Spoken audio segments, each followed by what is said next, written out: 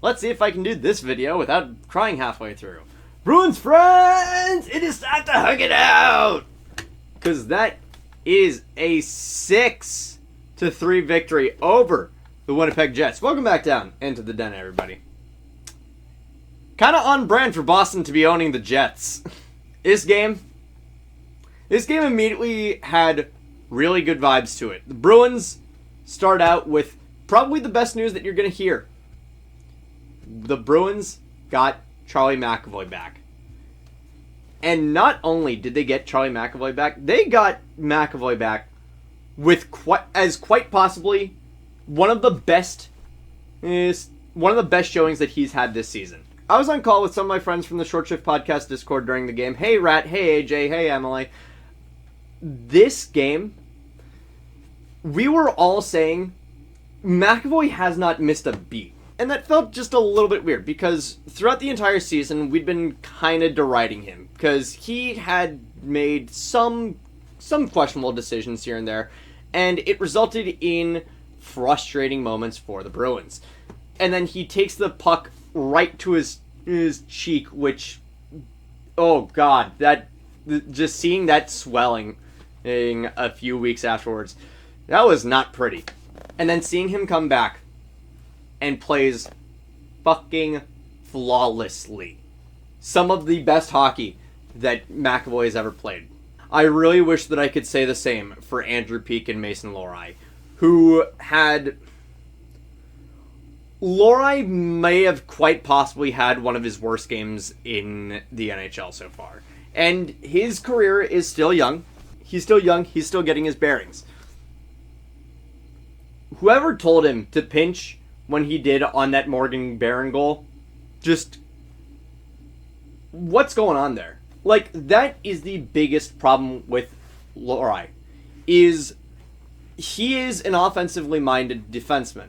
He is the Bruins' answer to Evan Bouchard. Just without any of the offensive prowess that Bouchard has, but still all of the defensive miscues. Just this complete overcommittal to this one, to anybody that is moving with the puck. And his play alone gets 2 against the Bruins, and it's not even Korpisalo's fault. Lohrei is just... Lohrei is pissing me off. And Peeke is not much better. He did not have a good game in this game. But as for the forwards... Pastrnak has 7 points in his past 2 games. He also is coming off of injury. And he has 7 points in his past 2 games. With an absolute ripper on the power play to kick the scoring off for the Bruins, which, by the way, assisted by McAvoy. Then a few other helpers, and then the empty netter to put it away. It wasn't just him. It was also Casey Middlestat with a kick your feet up, have a spade, why don't you go on the power play. Sean Kuraly, oh my god, I could watch this goal from Kuraly all day. Just the way that he baits Eric Comrie, just drawing him further and further out of the net until he is able to just backhand it over him. Incredible play from Kuraly. And Kuraly, in general, had a really nice game. He had another one that was really close to being a goal. But I think I'm missing a little bit here. Kastelik. Cassidy decided to wake up and be absolutely nasty, getting into a fight with Luke Schenn the moment the puck drops. Amazing. He ends up getting a little bit more than he bargained for, which, I mean, it's gonna happen sometimes, but it is enjoyable seeing someone on the fourth line just willing to throw themselves into the fray like that. And speaking of players throwing themselves, we're starting to hit a little bit of a breaking point with this team. Injuries are still mounting. Now, yes, Pastrnak and McAvoy came back.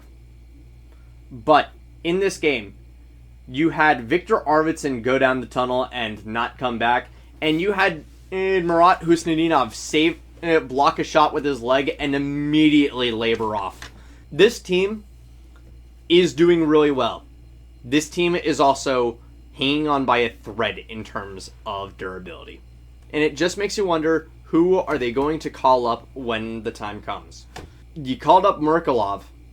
He did nothing. Like, the only call-up that you've had this season that's been consistently producing is Alex Steves.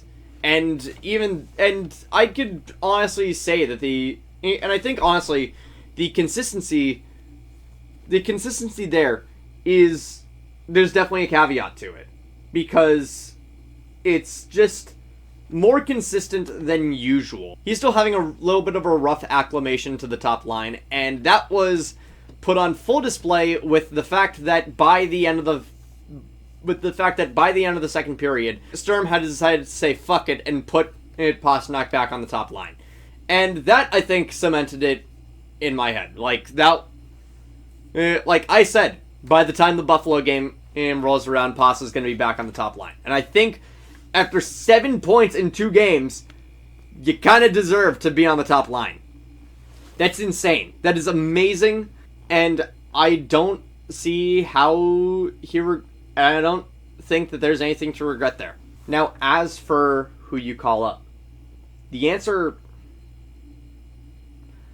has to be Lysell. Like, the dude is putting up some of the most amazing goals that the AHL has seen this year. So you're not going to call him up? I mean, I understand why not call him up. The dude has some issues with actually putting in the effort. And that is not something that you want to hear from someone on the Boston Bruins. But at what point do you say fuck it and say yes to him anyway? Because I think the answer needs to be soon. And I do understand that hard work beats talent when talent refuses to work hard. But I think this is one of those cases where you need to ask, why isn't talent working hard? And I do think that a good chunk of it is you gotta give him a shot in the show.